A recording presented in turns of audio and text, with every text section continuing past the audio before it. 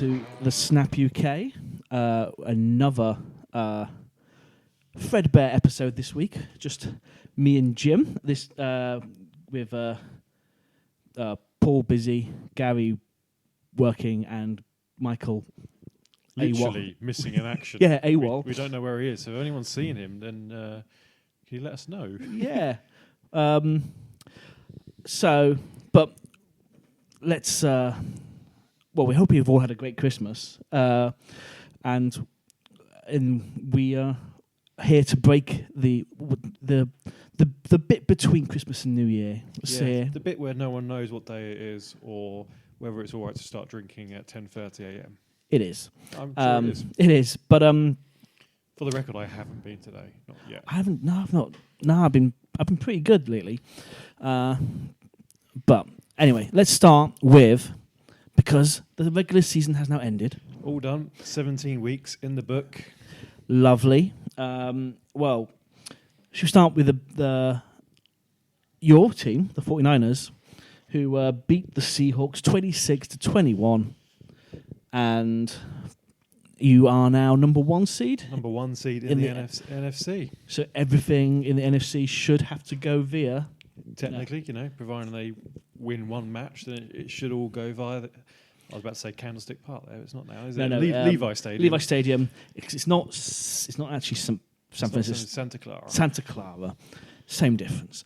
But yeah, I haven't seen much of this game. I've only seen highlights because it was late.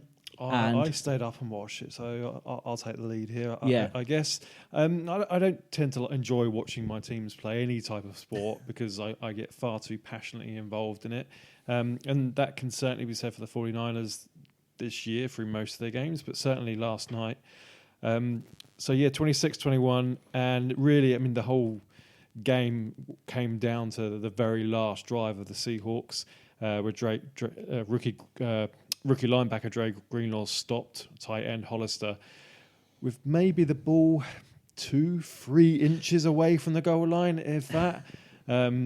It was proper heart in mouth moment, and probably if I hadn't been drinking so much, I might have had a heart attack because the alcohol obviously kind of soothed those nerves. But generally, it was a really fun game. I said to you earlier, actually, it wasn't one of those games which dragged. I literally, at one point, looked down at the clock and it was 3:30, and I didn't realise that. I was completely absorbed in the game.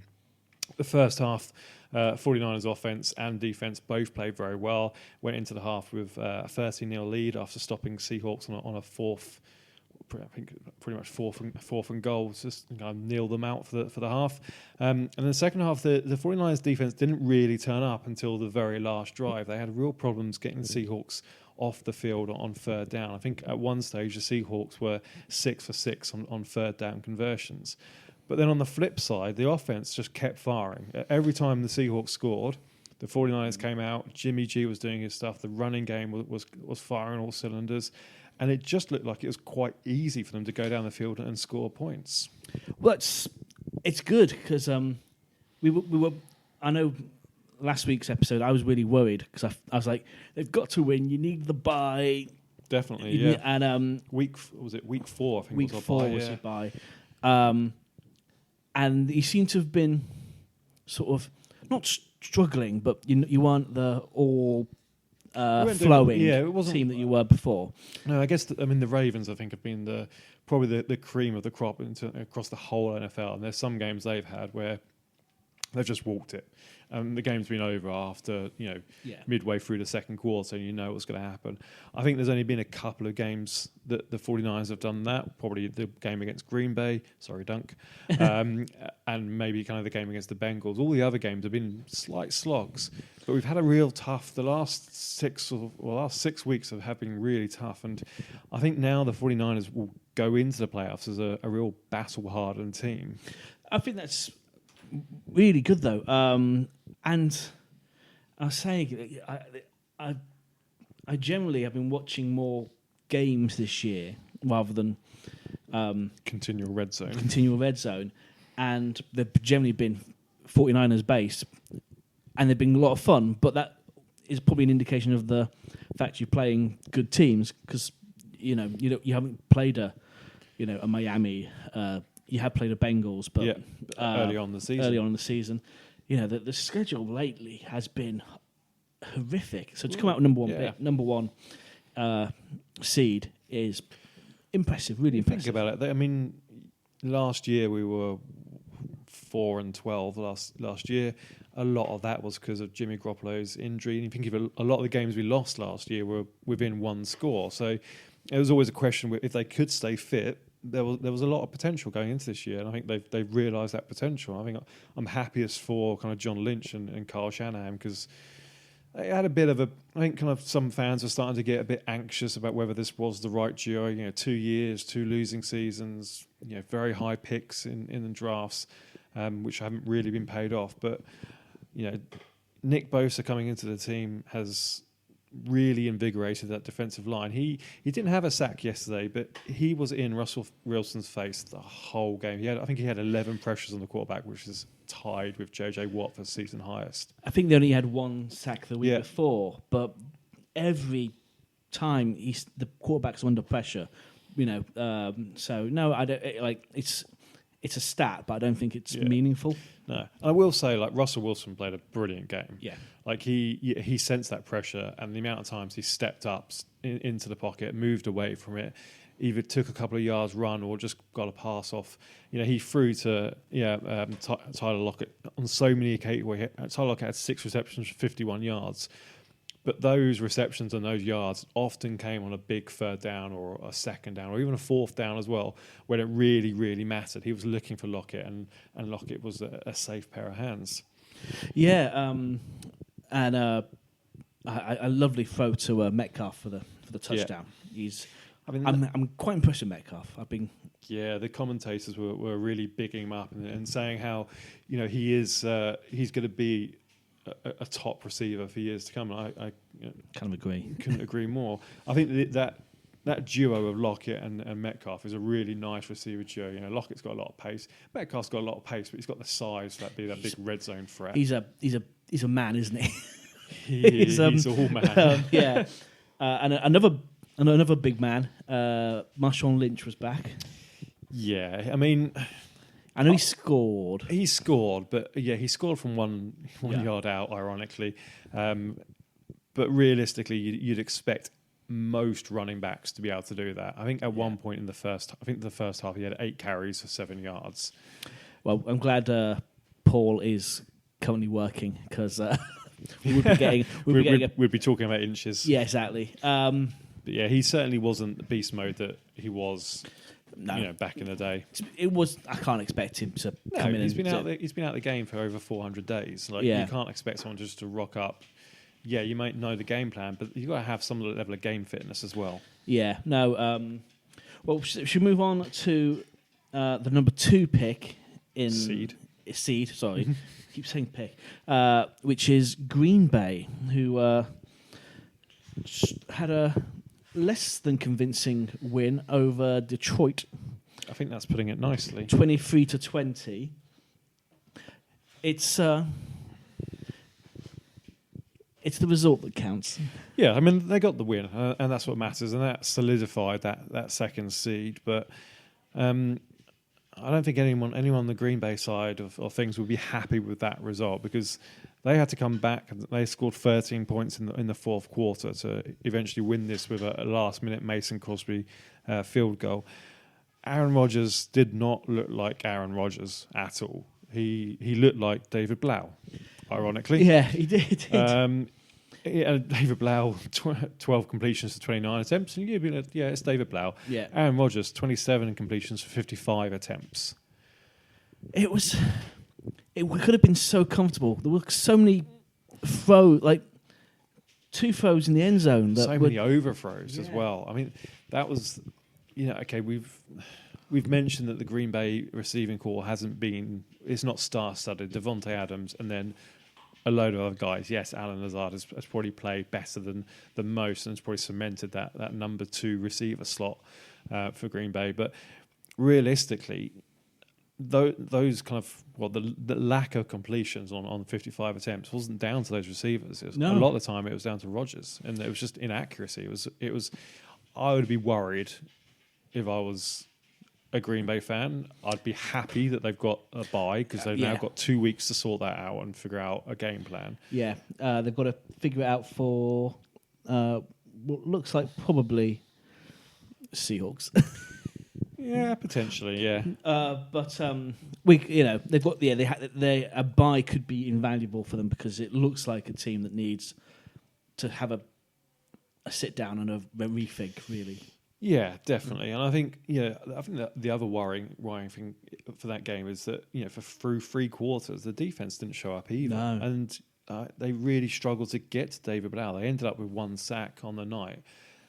But this isn't a good Detroit team. They're picking second in the draft next year for a good reason. At the beginning of the year they were 3-1, but they've lost. They're now 3-12-1. Yeah, they were a bad team. And I'm surprised. I'm surprised that no one's talking about Patricia leaving. Apparently, he's now cemented in for 2020. So we'll see what happens. But he's saved by the injuries. I think so by as well. His own talent, but. He's due for a rookie start next year. Yeah, I think it'll be his 3rd year next year. So yeah, he's going to have to kind of start fast, get some win, and it's not an easy division like the NFC North.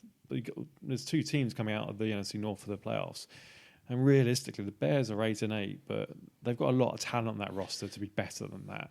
It's just been a bit of a faux pas at the quarterback. Yeah. Oh God, yeah.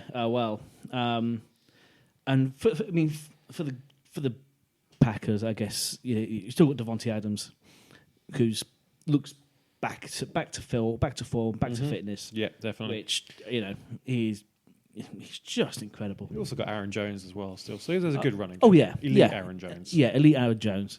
But let's move over to the AFC, and as the Ravens have already booked out number 1 seed, we'll move on to the real story: Miami, New England. I've just realised this is why Mike's not here. Oh, that's it. I mean, to be fair, he did say that he predicted this. Patriots always lose to the Dolphins at some stage in the season. It's never really usually in Foxborough. No, it's normally in Miami. And to be fair, it was very sunny in Foxborough yesterday. Yeah. You had to kind of double check to see where they were playing because it looked like a bright day. It was probably freezing, but it looked like a lovely day in the Boston area. It was Fitzmagic has now beaten the Patriots with every other team in the That's brilliant. AFC North. Belichick must hate him. Well, I don't think anyone can hate him because even Mike was like, I'd be really angry if it wasn't for the fact that it's that smiling beard on the sideline has instigated this win. Yeah. And he was great. He was great, and he's been great all season. I mean, he's not last year when he was with the Bucks, he was very entertaining, and both him and Winston, we'll come into later, were throwing touchdowns and throwing interceptions. This year, he's not throwing as many touchdowns because he's not got the cast of receivers that he had last year, but he's also not throwing as many interceptions. Yes, there have been a couple. Obviously, he's on a bad team at the end of the day, but him and Brian Flores have dragged that team away from what was the number 1 pick. We all, beginning of the year, they lost. They conceded 50 points to the Ravens, 40 odd points to the Patriots.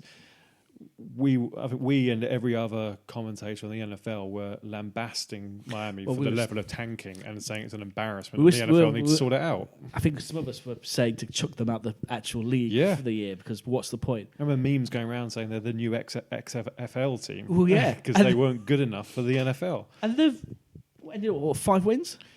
Yep, 5 wins. 5 and 11, which blows my mind. I mean, Coach of the Year always goes to a team that has got a winning record, and sort of rightly so. But you've got to say, Brian Flores has done a remarkable job. He's sort of, he's not going to be Coach of the Year because he's 5 and 11. Yeah. It'll go to Harbaugh or Shanahan, but it's a shame because he's done a great job. So he might get the snap, UK's Coach of the Year. I think he might get that. He does some level of recognition he's for what he's managed to do. He might get that certificate from us. Yeah, because I mean, you'd look through his team, and this time last year, okay, yes, we'd recognise a couple of names, Fitzpatrick, Devontae Parker, who was brilliant again against a player who everyone was saying is going to be Defensive Player of the Year, 137 yards off eight receptions, absolutely took Stephen Gilmore apart. But yeah, back to my original point. You look through kind of the cast of characters they have, and on the defense, the leaders in terms of tackles: Baker, Van Ginkel, Harris, Rowe, Needham, Colbert, Godshow. Like these aren't not so much household names. That these aren't kind of. I think they're just like random generated names. As Paul I'd would imagine say. Flores is having to, who the fuck's this guy? Yeah. On the flip side, Brady looks old. He looks old. And he looks like he has an issue with his arm, because after a lot of throws, he was like just kind of shaking it off as if there was some sort of nagging injury there. And the offense just looks weak still. Like they had a couple of Sonny Michel had 74 yards and a touchdown, but they've got to play the Titans now. I mean, that's the other thing actually. They now don't have that bye because they lost this game and Kansas won. So it's their first wildcard game in over 10 years. This decade, Well, technically, because it was 2010. But yeah, it counts. And they've got to play yes, they're going to be in Foxborough, but they've got to play a good Titans team. I want to play the Titans. I mean, you've got Tannehill playing for a job. You've got Derrick Henry now back to fitness. Derrick Henry absolutely back to fitness. There's nothing wrong with him. Nah. We're going to come and talk We'll about come on to them. But yeah. You don't. I think my money would be on the Titans. I mean, Patriots know how to win in the playoffs. Yes, yeah. So they've got that. But realistically, you can't, that offense is just not great. They only managed to put 24 points on the Dolphins. Yeah. And it's just the fact that defense isn't clicking now. And that's normally the monster that's, blaring away that this part of the season. And it's not. So let's... It'll be an interesting game. I am looking forward to that game. I think that's late Saturday night, unfortunately, like really late for our UK listeners. I'm just looking it up here. Oh, it doesn't tell you. No. But why would it? Yeah, damn app. It thinks I'm an Eagles fan, so it knows nothing. But yeah, we'll go through the schedule later. So from that was the Chiefs. Wrapped up second place with a convincing win over the Chargers, 31-21. The Chargers hung around in this game. It wasn't. It certainly wasn't. It wasn't like they're 31-0 up and they took out all their starters and the Chargers came back in garbage time. They kept them on their toes, but they did enough just to win. I mean, the Mecole Hardman punt return was something else. There's a reason he's the Pro Bowl returner. He's had a great rookie season. Looks like almost like a mirror image of Tyreek Hill, which was quite scary. God. The other big thing from this game was the press conference that Philip Rivers gave afterwards, where he looked very emotional, I think is the word, and it looked like it was I've done my best. It's not been good enough. Well, we've done our best. It's not clicked. Yeah, it's the end of an era, isn't it? Really, but I don't think he's ready for it to be the end of the career. Yeah, but there's someone else from the same draft class having the same conversations. I think Eli's being very. I presume you're alluding to Eli. I think he's been quite realistic about the situation that he knows he's now not the number. He's not the starter. He doesn't want to go somewhere and be a backup. He's a fair enough, yeah. Two-time Super Bowl winning MVP. Rivers, I can't remember if it was you and Griff sat here and watched Red Zone last night. I can't remember, one of you said that he's, I think it was a very poetic phrase. Retirement's ready for Rivers, but Rivers is ready for retirement. Yes, that wasn't me. That's far too poetic. But it seems. I feel for him because I think you've had great career, you sort of would like to go out on your own sort of footing, and it's not. It's been taken from him. Yeah. But that's also not the Chargers' fault. I think, and plus, he's got 9 kids to support. Yeah, but he needs a job. He's squirreled away some of the money he's made over the last 14, 15 years. You think he's been in the league? Yeah. We chatted about this last night. It's like, the other 2 quarterbacks out of that class, Eli Manning, Ben Roethlisberger, both got 2 Super Bowl rings. The 3 of them have got similar type stats. But you'd nail on for Eli and Ben to go to the Hall of Fame just because they've got those 2 rings. Whereas Rivers is probably at his height, he was probably technically the better quarterback, but the lack of wins, especially playoff wins, and not really ever being close to Super Bowl is probably going to count against him. Yes, non-Super Bowl winning quarterbacks do get to the Hall of Fame. Dan Marino, the obvious one. Yeah, but I think it's going to be tough ass for him to get there. He's never been to a Super Bowl. He's never really got, I know you can say, oh, well, his stats are very similar to Eli. But it's just the rings. Yeah. No, it is. It's winning, isn't it? You look at most players in the Hall of Fame and they're winners. Even if they haven't won a Super Bowl, they've either been to Super Bowls or you've been with teams that have been very close or very competitive, and they've been a big part of that. There's no doubt that Rivers has been a massive part of the Chargers. He'll be, he'll probably be a Charger Hall of Fame or whatever the thing that teams do. But I can't imagine him being in Canton at the moment. No, not really. I can't imagine him being with. I can't think about another team that would want him. No, at the moment. I mean, it's the same with. So we'll come on to Eli. I can't imagine there's going to be another team there that's going to be like, it's all right, we'll give you a year. Because they're just not good enough anymore. No, absolutely. Well, especially when there are other people available and probably much cheaper. So, but we'll get onto that another time. Let's move on to the Tetons. Titans 35, Texans 14. Not very realistic scoreline because the Texans had nothing to play for. They were nailed on for the 3rd seed, so they took they're right. They took all their starters out. They don't want to risk injury. They've had enough injury problems this year, likes of JJ Watt going down. Will Fuller's not been consistently fit through the whole season. He's so important to that offense. So I think it's a safe decision. And actually, AJ McCarron, who came in for Deshaun Watson, looked all right. He threw an interception, but he also 21 out of 36 and 225 yards. You did wonder how he keeps getting dropped for Peterman. Because he looked fine. But on the other side, Tannehill did Tannehill things. 13 from 20, 198 yards, 2 touchdowns, no interceptions.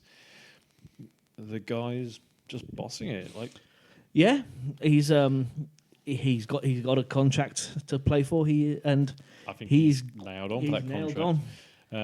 But when it comes to defending this team, stopping the run is ultimately going to be the key to beating the Titans. Derrick Henry had another stellar game, 211 yards, 3 touchdowns. So if your fancy leagues are still playing in week 17, they shouldn't be. But if they are and you had him in your team, you'd probably won just off the back of him.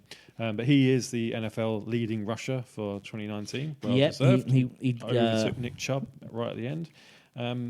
But the other person I want to speak about is AJ Brown, the rookie wide receiver. And I think a very good bet for Offensive Rookie of the Year. I was going to say, I think he's very quietly been very impressive. Yeah, really. Over 1,000 yards.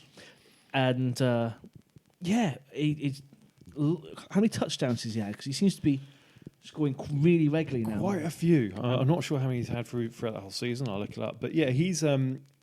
I think there was one of these stupid stats. When they kind of calculate what the percentage of likelihood of the pass catcher catching the pass and making a play. Apparently, he caught the pass which had the lowest chance of success throughout the whole season yesterday. It He had 2 players on him. It was right in the corner. It was a long throw, and he just grabbed it. And that's what he's been doing throughout the whole season. Yeah. This season he has He's got 5 games of over 100 yards. Yeah, 8 touchdowns this season, 1,050 yards, average of 20.2 yards. There you go. Yeah. Per catch. That's decent. I mean, yeah. No, I can't think of anyone better offensively, really. So, Scary Terry's been good. DK Metcalf's been good. I think Kyler Murray's been okay. Yeah. He's not kind of lit the world alight. He's been solid. He's been what the Cardinals need. Yeah, he's had some good games. He's had some bad games. But he's not kind of done that thing where he's come in as a rookie quarterback and absolutely dominated the league like Cam Newton or Andrew Luck did back in the day. But yeah, he's done a serviceable job. But I think AJ Brown probably gets my vote. I think I'm with you there. So, but yeah, for the Texans, not really much to say because there was no one. No, exactly. Titans did the job. They're in the playoffs. They're playing New England. I think that's a very good chance. They've already beaten them this year, haven't they? Yeah. So, yeah, they've been able to give Watson, in particular, a week off. And New England just can't work out mobile quarterbacks. So we'll do our picks at the end. Let's move back to the NFC. So there was still one division to fight for. It was the worst one, possibly in the history of time. It's very close. Yeah. The NFC West back in 2011 or 20, I think it was 2011. I think, the Seahawks went through on 7-9 or something losing like that. record. Eagles clinched it with a win over the Giants, 34-17. Fortunately for the Eagles, they've also had more injuries. Unbelievable. At one stage, there was a queue to get into the tent to have their injuries checked out, which sums up the Eagles' season. The fact that they've got through into the playoffs is such a mark for Pedersen. Yeah, because they've been beaten up for 2 seasons now. They've been beaten up all over, and like Greg Ward started the game instantly out. Sanders was out. He was part of the queue for the blue tent. Yeah, and Graham, the guard. Yeah, well, one of the guards. I can't remember. Is it Brooke? I can't remember. One of the starting guards went down as well. But it was, again, almost like the Dolphins. You look down this list now of people, the receivers, and there's no one that you'd be picking in your fantasy team at the start of the year. Last year you might have taken a chance on Dallas Goedert, but Zach Ertz is the leading tight end there, so why bother? If you took a chance, you'd realised it wasn't worth it. No, but he had a good game. 4 receptions, 65 yards, and some big catches. Yeah. You mentioned Peterson being up there again for coaching his team into the playoffs once again. But also, Carson Wentz has had a very quiet but very good year. A couple of years back when they won the Super Bowl, he was having an MVP season. He obviously got injured and it ruined finished him off for the season, and Nick Foles took over and got the job done. Last year, again, he had injuries. This year, I think there's a lot of question marks over the guy's fitness and whether he would be able to last the season. He's not only done that, he's dragged his team kicking and screaming into the playoffs. They haven't got a receiver that's had more than 500 yards this year. Yeah, and he's got over 4,000 yards passing. I don't know how he's doing it, but the likes of kind of Boston Scott, Greg Ward, these are players that were on their practice squad that they've promoted from their practice squad. They haven't gone into kind of other, picking up dodgy free agents. They've literally obviously built a culture which works well, and they just promote from their practice squad. And Boston Scott looks like a decent little player. He does. Of course, they did have London-born Jay Ajayi, but he's gone. He's been and gone again. But yeah, Boston Scott's come through. He looks really good. He's basically dragged them through the last few games because no one else has been fit. They're not a team you'd want to play usually, especially because it's being in Philly, but it is the Seahawks they've got. So, yeah, who are used to playing outdoors, who used to playing in a loud, noisy, hostile type stadium themselves. So it's probably the matchup they wanted least. We'll talk about picks later, but that's a tough match for the Eagles. Yeah, and but yeah, unfortunately, yeah, the guard who went down, he's out for the playoffs as well. So it's just not falling right for the Eagles, which is a shame. But on the other side, it's the end of Schurmur. Yep. So it was announced earlier today, it's Monday today, that he has been sacked. A little bit surprised that Dave Gettleman, the GM, also hasn't gone. I think I put in our WhatsApp group earlier today, Pat Schurmur had a 9-23 record with the Browns, and he had a 9-23 record with the Giants. So any teams looking to hire Schurmur, you know what you're going to get over 2 years. I mean, you're a Giants fan, happy with the decision, or? Yeah. I'd be happier if he and Gettleman went, because I think culturally we need to change. But we'll see. I think we need to. I'd love to have a defensive coach come in, Salah. Yeah, I was going to say Salah's getting a few requests for interviews. We'll come on to that in a bit. I did see a tweet from Albert Breer earlier today who said that there are some coaching candidates who won't want to go to the Giants because they don't want to work with Dave Gettleman. Yeah. And I think that says a lot. I'm not impressed with the level of talent on the Giants squad, especially on the defensive side of the ball. Offense, I think they've got some good pieces, but that offensive line is still questionable. Yeah. The offensive line... There's pieces there that it just needs to be properly coached, I think, and still added to. The defence is just an absolute shambles, quite frankly. And defensive coordinator came in at the same time as Schurmur, has not really covered himself in glory. I can see at what it was versus before Schurmur came in. Or actually, the first year Ben McAdoo's. Built on a really strong defence. But there's players like, Olivia Vernon was traded away, Landon Collins wasn't retained. Those are two important players. It's experienced players as well. And now I don't think there's a real leader on that defence at the moment. I was saying to Mike, it's all great mentioning the draft. We need a Sherman to come in as well to lead, because everyone around there is really young. Yeah. Harrison's has gone. Snacks I think he's probably due to retire. But there's just no leaders in the defence anymore. Ogletree, maybe, who's been around a bit. He's not an elite player. No, he's not someone you look up to, or someone that walks into the dressing room, which kind of makes people kind of stand up or sit up a little bit straighter in their seats, because they've got that respect for not so much a Super Bowl winning player, but a player who's been in the league and is respected in the league and has done it all. Yeah, and they don't grow on trees, and but I also don't trust Gettleman to find them. So I think we're going to have a defence once again of young talent, and we weren't shit enough to get. I don't think we're going to be shit enough to get Chase Young. No, I don't think you are, unfortunately. Come on to that a little bit later, but yeah, I think you'll be picking fourth. Yeah, and I think no matter what happened this weekend, we were fourth. I think we were just set for fifth, right. 4-4. So yeah, but we'll see what happens there. We'll see. It's my favourite time of the year, off season. I love it. I can't wait. All the team building aspect of the NFL is brilliant.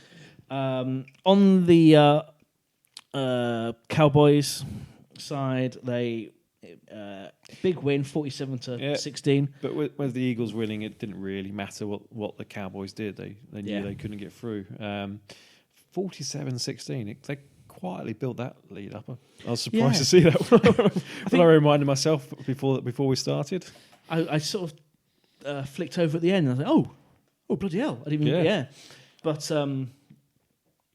like, the Redskins, they're not a great team.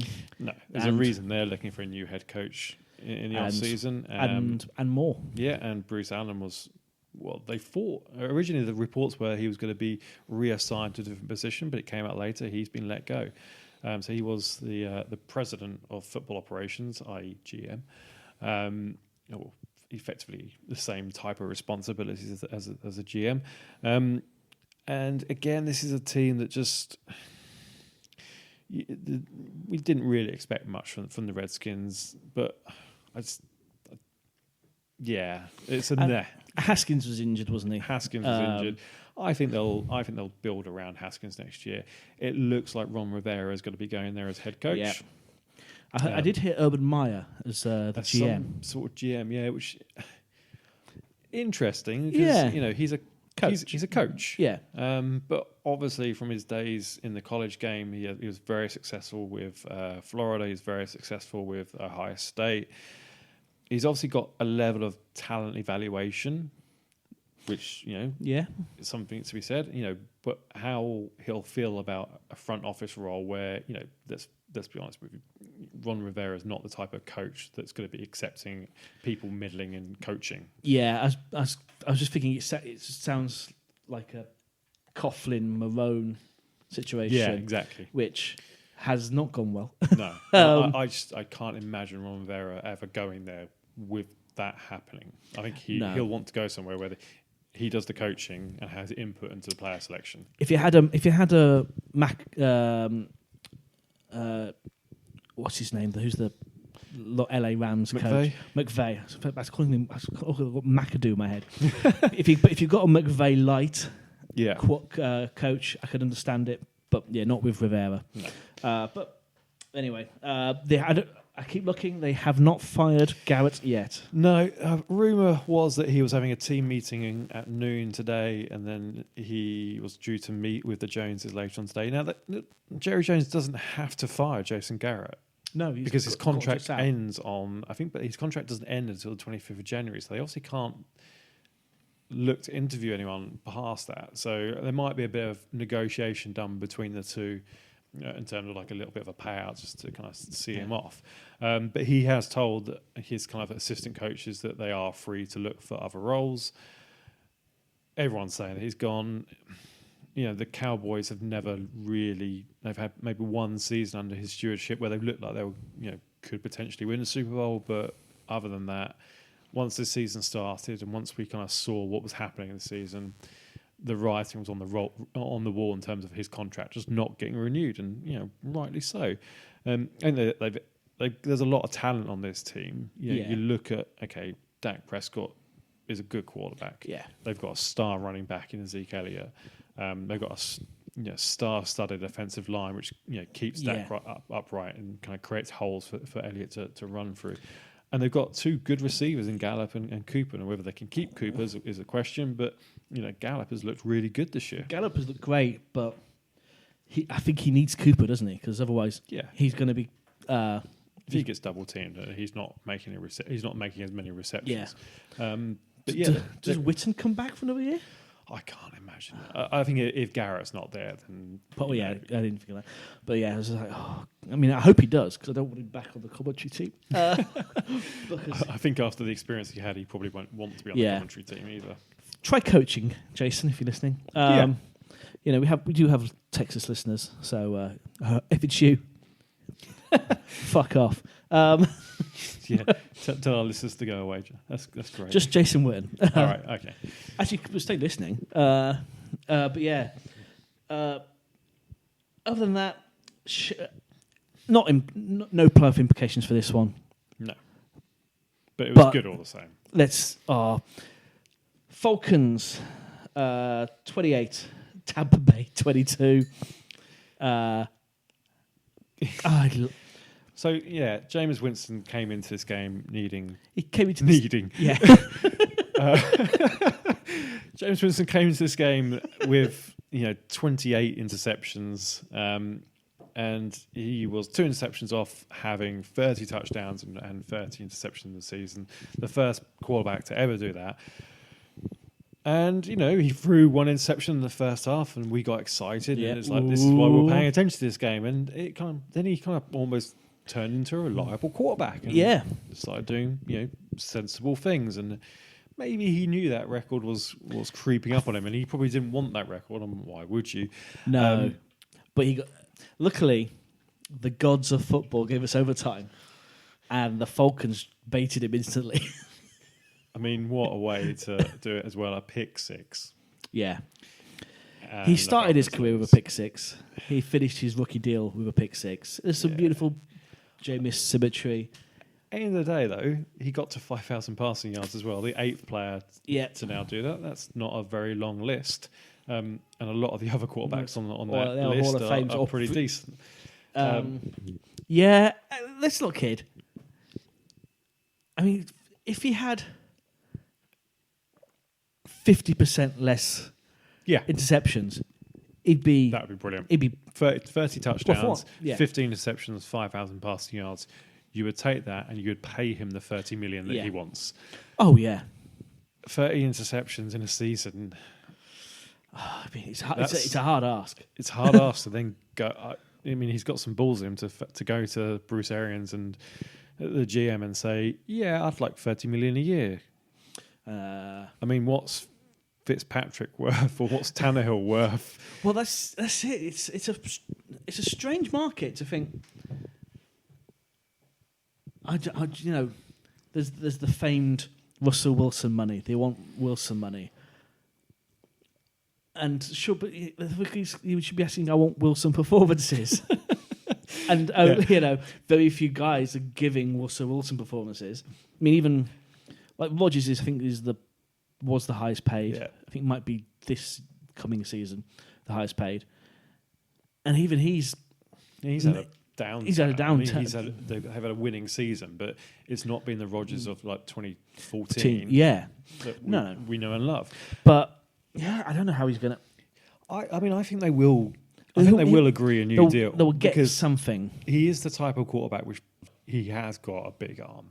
Yeah, like he can launch it down the field, and that's what Arians loves that, and that's why he works so well with Carson Palmer in Arizona. But I think this will be a short-term deal. I think it'll be laden with incentives, i.e., don't throw this many interceptions and escapes. Yeah, exactly. And I think they'll give him another season, and if it's still going badly, I think there'll be an out after a season. Oh yeah, same as I agree. But for the league's sake, it's great. Because he's entertaining. Yeah. Whether it be great, because, or whether it be the other side of Jameis, I love it. He's been doing it with the last couple of weeks as well. He's been getting those passing yards without Chris Godwin, without Mike Evans. Rashad Perriman had 134 yards, and he's just looked amazing suddenly. So, let's give him some credit. He's got nothing at running back. He gets some good touchdown stats from his tight ends, but they're nothing great. O.J. Howard and Cameron Brate. I mean, if they could give him a David Johnson of 2 years ago, then that could be quite a scary team. Because the defense is getting better. Devin White got a incredible pick six of his own. That was he retrieved the fumble, didn't he? And then, that's it. Yeah. Yeah, and it was one of those times we applauded the referees for not blowing the play dead. Yeah, because we weren't sure if it was forward. If Ryan had thrown it, was there any forward motion in the pass, and there may have been, but they didn't overrule it, and I think that was the right decision. So fair play to the refs on that one. We criticise them a lot. I think we should praise them. Yeah, exactly. Well done, guys. Just the rest of you were rubbish. Yeah. Falcons quietly impressive end of the year. Since the bye, they changed the coaches, and they've been as good as you'd expect the Falcons to be. Really, they finished the season 7-9, which start before the bye. If you'd have given Dan Quinn 7-9, he probably would have bitten your hand off. I think he has saved his job. Yeah, I thought he was a goner, quite frankly, and it still wouldn't be a massive shock if they changed their mind and said no, we're going to get rid of him. But I think he'll be given another season. Thomas Dimitrov, the GM, is also going to get another season. I think they need to focus on that defense. I think the offense is fine. Offense is I'd like to see a running back. Yeah, to complement Devontae Freeman. Yeah, but other than that, I think they need to really up the pass rush on that defense. And also their backfield as well. Actually, the whole defense. Like, they've got some good pieces. They have suffered from injuries, so it'll be interesting to see what they do. I think they can go into the draft wherever they're picking, and they can literally just pick the best player available. Yeah. No, that's and as well, we need to talk about the fat guy touchdown. Oh, that was brilliant. Sam Brailow, the longest ever fat guy touchdown, offensive line touchdown. 35 yards. He's the 7th player weighing 300 pounds receiving touchdown this year, which is the most since 1995. Yeah, I mean, these players, when a tackle or when a defensive player comes into the offense, you see them trundle up to the referee and go, right, I'm an eligible receiver. And the referee has an announcement made over the stadium that number 72 is an eligible receiver. It's a weird number for a receiver, and you don't expect them to be serious. You expect them to be an extra blocker on the line for whatever player's going. And then suddenly he's free, he's down the field, and he's got the ball in his hand, and he's running. Fat guy running, and he made it to the end zone. Trundling, And my favourite thing is whenever an offensive lineman scores, is the rest of the offensive line go off their just tits. Love it, yeah. Rightly so. But it's another game with implications off the pitch. Browns, Bengals. I mean, just 33 to 23 to the Cincinnati. And the Cincinnati. Sorry? The Cincinnati. The Cincinnati. And Kitchens has gone. Rightly, Kitchens has gone. He didn't last the night. No, he didn't, did he? No, he was. I don't think he even lasted the night in England. I think he was gone by midnight. Yeah, potentially. First of the Black Monday sacrifices, and fair enough. I can't disagree with that at all. I think with the end of last season, where the Browns were, they were on a bit of an emotional high with Greg Williams coming in, and I think kind of Glenn Dorsey didn't want Greg Williams as a head coach, but you had to have him as an interim one, and there was that whole kind of emotional. We're moving in the right direction. Yeah. Let's promote from within. Let's give it to someone that Baker gets on well with, and who has got experience with the offense. And Freddie Kitchens got the job, and we all said, okay, it's interesting. Let's see how it goes. Then they made the move for Beckham, and brought in Olivia Vernon onto the other side of the defensive line.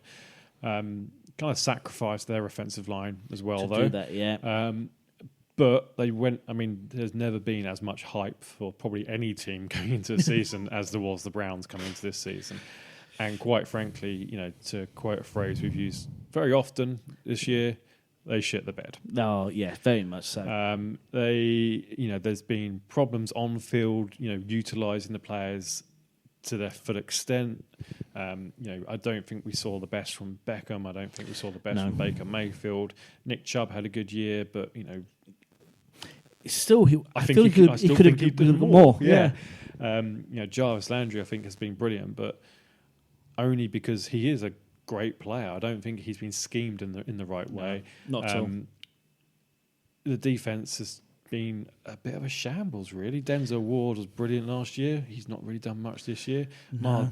Miles Garrett whacked someone over the head with his helmet.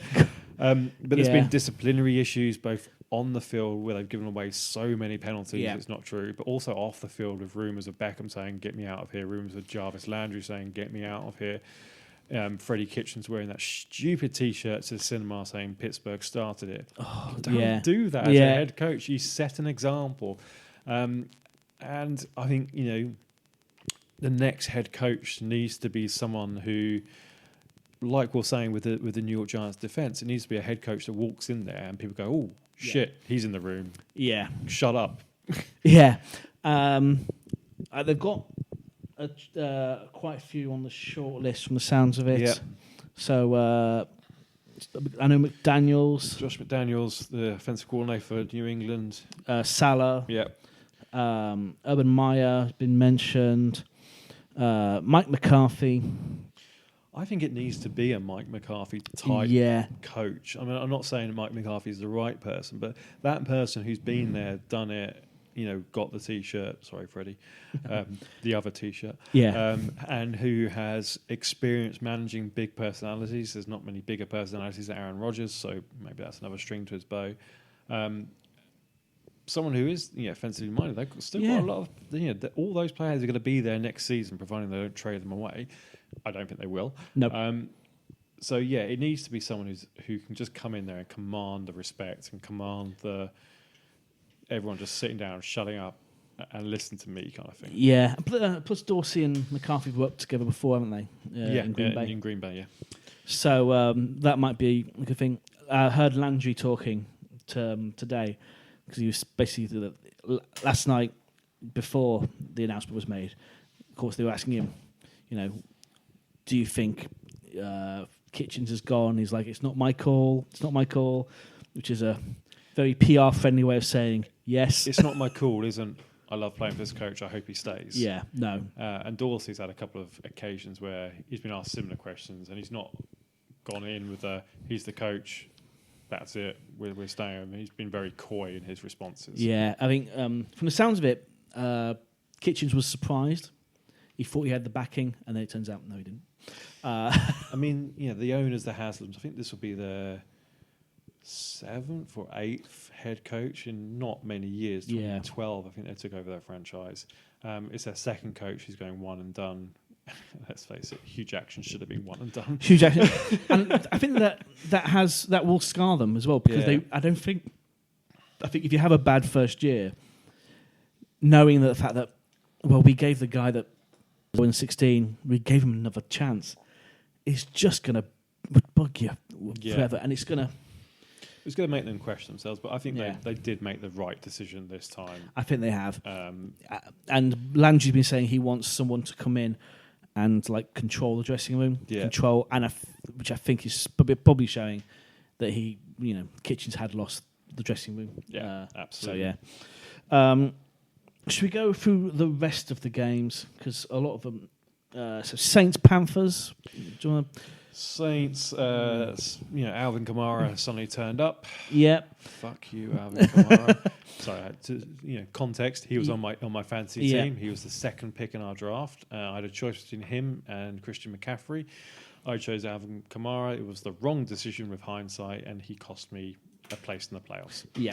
But... he's now turned up and he's looking really good. He's running well. He's now getting a few passes and moving well. So, it doesn't bode well for whoever the Saints are playing in the playoffs. But in another... I was amazed they kept the starting line quite so long, quite frankly.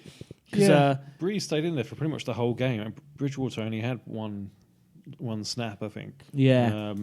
Which is a shame because he needed another touchdown to get a $250,000. Maybe that's why. Possibly. Maybe that's... But 42-10. The Panthers already sacked their coach, so... Their season was over. Carl Allen, Will Greer aren't starting quarterbacks, so I think kind of Cam Newton's going to be coming back and staying. McCaffrey, 1,000 yards receiving and 1,000 yards rushing now. He got that. Good job to him. Interesting. Kamara and McCaffrey on the same team together. I mean, he's been the standout player for most of the year. I think he's gone quiet the last few weeks, but realistically, this is a team heading nowhere. So exactly. And with Lamar, the fact that the rest of the team, he had no chance of being offensive player of the year. Yeah, it's a shame because he probably is. Yeah, he's definitely one of the best one of the top 5 running backs in the league. But he's without the rest of the team, it doesn't help. Where should we go next? Raiders, Broncos. Broncos got the win. Raiders were already out. 16-15. They went for a 2-point conversion right at the end, and they didn't get it. But I think at that point, John Gruden knew what the writing on the wall was. Yeah. Let's just go for it and see what happens. Yeah. If we win, we win. If we don't, exactly. No real harm. It's for the Raiders, good year. Not a good end of the year, but a upturn from last year, and bodes well for going into the new stadium. Yeah, Broncos. I think it's another 1,000-yard rushing season for Philip Lindsay. Drew Lock had quietly another decent game. 177 yards, touchdown, no interceptions. Cortland Sutton, I think, has been brilliant this year. Superb receiver. I think watch out for him next year. On the Raiders side, actually, I've been really impressed with Hunter Renfrow the last few weeks. Same as he doesn't look like an NFL player. Was it during Hard Knocks where they showed pictures of him versus every other receiver, and he looked like your average Joe? But he's got a connection with Carr. Yeah. So I think, providing Carr stays, you never know. Do you think Carr still be there next year? I think he will be, because I think he will be. Just but I've been surprised by what the Raiders do before. So yeah, that's very true. So we'll see. They've got another couple of picks in the first round, so let's see what happens there. Vikings safe in the playoffs, but ended up losing to the Vikings Bears. reserves, wasn't it? Yeah, which is fair enough, because Cook especially got an extra week off. Boone came in, did all right. 148 yards. Yeah, that's pretty decent. But yeah, it's a backup team, and Chicago. I think the Bears just get us the off season as quickly as possible. We're 8-8 actually is pretty decent, considering the troubles they've had at quarterback. They got a decision to make over Trubisky. I'd quite like to see them give him another year. I think he deserves another year. Last year, I think he was okay to good. This year, he's been bad to okay. I think Nagy needs to work more on the scheme. I think if they can mask his deficiencies, I think they'll be fine. Yeah. And I still think they miss Jordan Howard. Jets 13, Bills 6. Gase. Pouring rain in it. Horrible conditions. Horrible weather, hence the low score line. Ficken got him.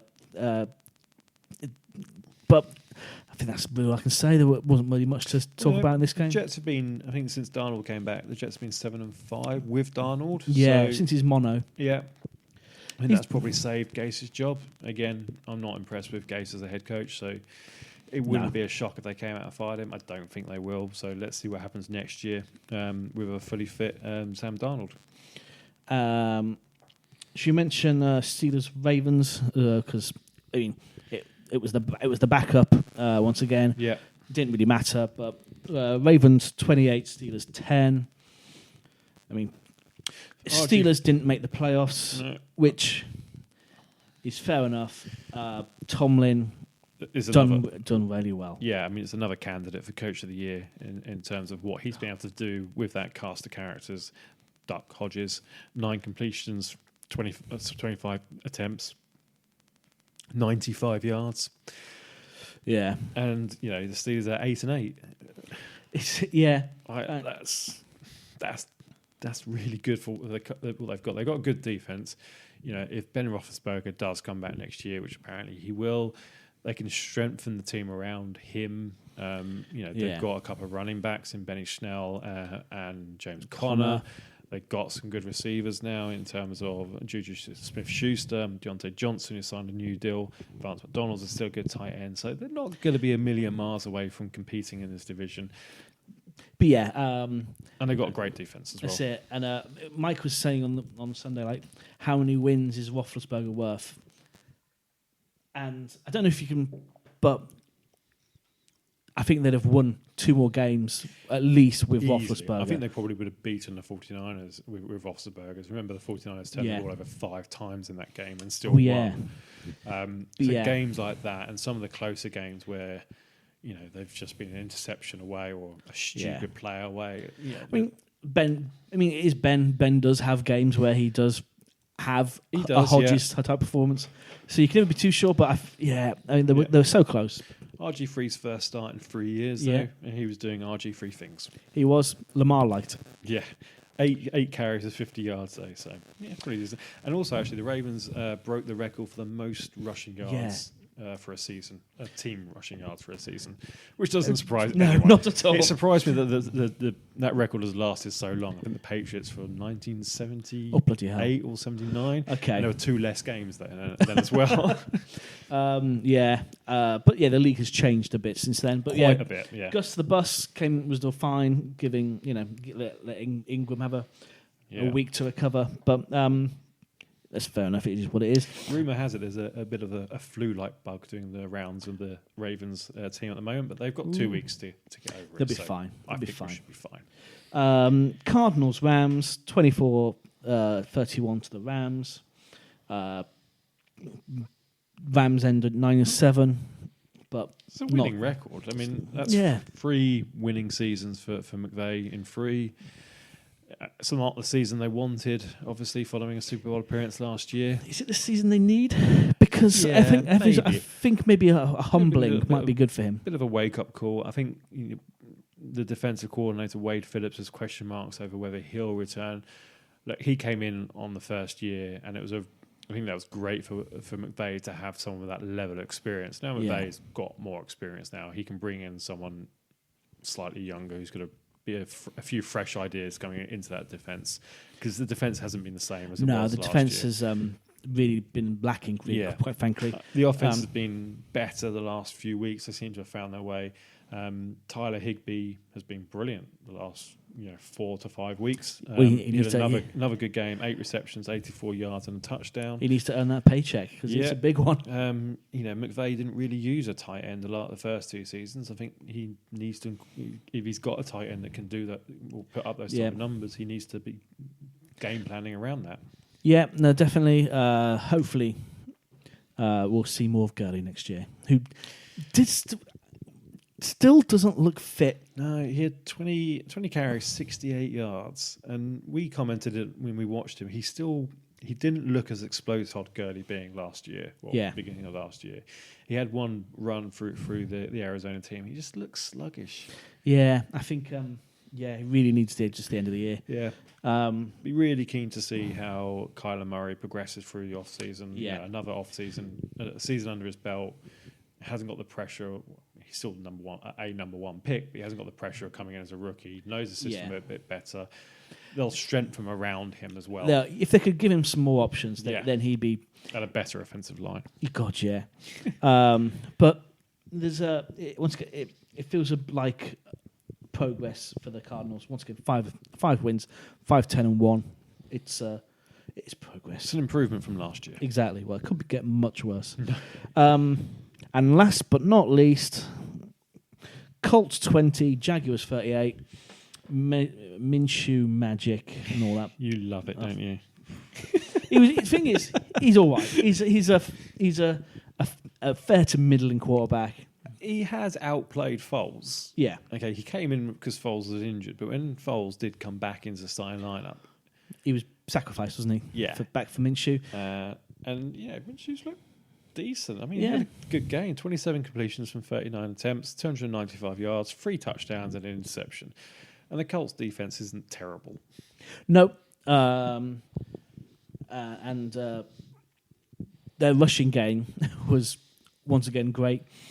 But a disappointing end to the season for them. Yeah, I think there'll be question marks about the Colts over this year. Okay, yeah, they kind of had the rug pulled out from under them when Andrew Luck retired, and quite close to the start of the season. They gave Jacoby Brissett a 2-year contract, which is the right thing to do. Exactly. But I think I wouldn't be surprised to see the Colts take a quarterback fairly high in the draft this year. Same, yeah. I'm maybe kind of second, third round, like a player they can kind of bit mould. Yeah, exactly. But anyway, we'll see. But that is the regular season done. So, should we talk playoffs? Yeah, Saturday and Sunday, we've got some games. I'm just trying to get a schedule up. Well, Saturday, I think, is the AFC. Texans will be hosting the Bills. I think that's the first game. And then New England hosting the Titans in the late game. Two tough games to call, really. Yeah. Because I think... I do, like I said earlier, I do think the Titans will give the Patriots a really tough game, and I think that could be a coin toss game, to be honest with you. Same. So yeah, it's the Titans. I'm going to go with Titans. Yeah, I think I think but I so would tight. as well. It could be it could come down to a kicking. Yeah. The only thing I will say is that Titans defense probably isn't as good as it was earlier in the season. No. But Mike Vrabel, head coach of the Titans, he's an ex-Patriot. He was on the Patriot playing team. He was on the Patriot coaching staff for a while. They've beaten them once before. Yeah. It's, if Griff was here, he'd be saying Titans are going to win this hands down. Well, it's his second favourite team. Yeah. And I'd like to see Tannehill and Henry go through to the next round. Yeah. Bills Texans, another. I mean, it's playoffs, so they're all going to be tight. I'm going to go Bills. I don't know why. I think the defense is very good. I'm going to go with the Texans because they're at home. I think giving them a week off. The Bills had a week off more or less as well. Yeah, they started most of their backups. I just think the Texans. I think Carlos Hyde is quite key. If they can get a running game working, if Will Fuller's fit as well, that's a big plus because then you've got to guard Will Fuller and you've got to guard DeAndre Hopkins. And I don't think there's a cornerback who can more or less keep DeAndre Hopkins out. Not at all. And, so... the AFC is two really tight games. You look at the two seeded teams, Ravens and Chiefs. You would not be surprised to see them in the AFC Championship game. Whereas in the NFC, when you throw in the 49ers, the Packers, and then you throw in the Seahawks and the Saints, and even the Vikings, I think could cause an upset. It's not as clear. I don't think it's as clear cut in the NFC as it is the AFC. Yeah. No. Okay. We'll get the others to give their predictions as well before the weekend.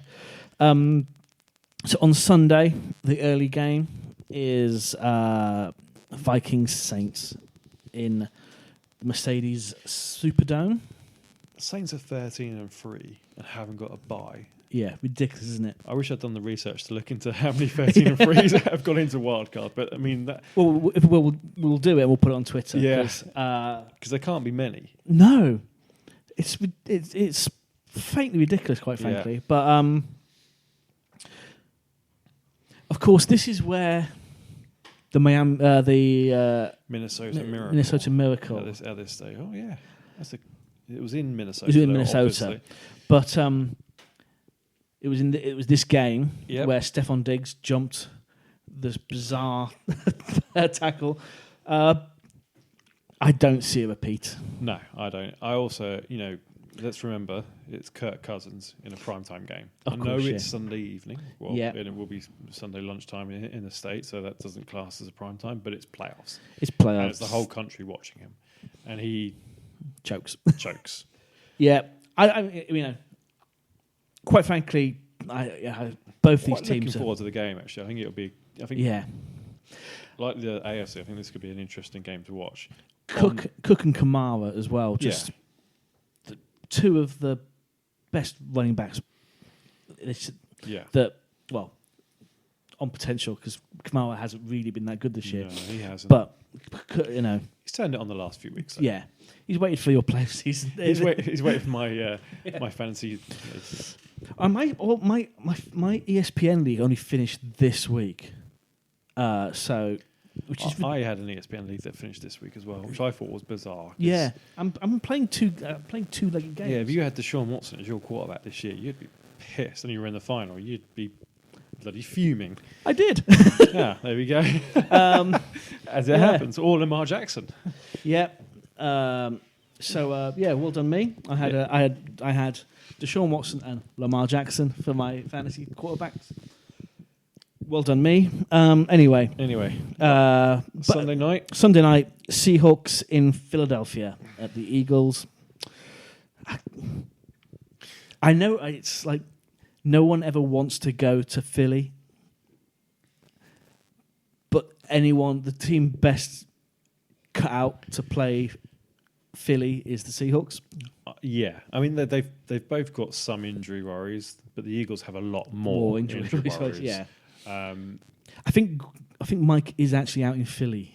He's live reporter. He's trying out for cornerback. Yeah, right. Yeah, that wouldn't surprise me because I don't think they've got any cornerbacks. No. And I think with the two receivers, like we mentioned earlier, that the Seahawks have got, and Russell Wilson's ability just to escape any type of pressure and make a play, my money would be on the Seahawks. Yeah. Is Sanders... Is he out for the game? Or I haven't seen anything about him. No, I've not heard anything. So I mean, we'll see. But that if no Sanders as well, then it's. I mean, Boston Scott. Boston Scott's one, but if it had Boston Scott and Miles Sanders, then I want to at least give someone for Wentz to throw to. Yeah. But yeah, it seems the most cut and shot one. So of course, expect the upset now. Absolutely. But yeah, and of course, then we'll have the big boys back the week after, but we can go into that at the time. We have a draft order. Yeah, so we now, with the end of the regular season, with 12 teams now confirmed into the playoffs, we've got the draft order of the first 20 picks of the first round. So this is already confirmed, but the Bengals, number 1 pick, very likely to be Joe Burrows, who had another amazing game at the weekend for LSU. I only saw his first half stats, and I didn't realise there were first half stats until because 5 touchdowns and 400 yards. That was just in the first half. He ended with, I think, 7 passing touchdowns and 1 rushing touchdown. There'll be some knocks on him because he was a transfer from Ohio State to LSU. He's only had 1 season playing. But his pocket presence is, it's brilliant in terms of how we speak about kind of Breeze and Brady, how they just shift and move in the pocket to avoid the rush. You're seeing that type of movement from Burrows, so I think that'll be good. That'll be, he's pretty much nailed on for number 1 pick. Anyway, Chase Young is going to be going to the Redskins, who picked second. So, Montez Sweat actually had a really good game for the Redskins yesterday. So Montez Sweat one side, Chase Young the other side, and 2 Alabama defensive tackles. They were on, I can't remember his name. That's annoying, but oh my God, Jonathan Allen would be the other defensive tackle. That's now that could be a really stout pass rush. Detroit picking 3, New York Giants 4, Miami with their first pick at 5. Very likely to be a quarterback. Very likely to be Tua Tagovailoa. Yeah. Chargers picking 6. Again, this could be another quarterback pick. Justin Herbert out of Oregon has been touted there. Carolina 7, Arizona 8, Jacksonville 9, Cleveland 10, Jets 11. Raiders' first pick is number 12. Remember, they've got 2. Of course, yeah. Colts 13, Tampa Bay 14, Denver 15, actually lower than what they would have thought. Atlanta 16, Dallas 17, and then Pittsburgh would have been picking 18, but their first pick went to Miami for the Fitzpatrick trade.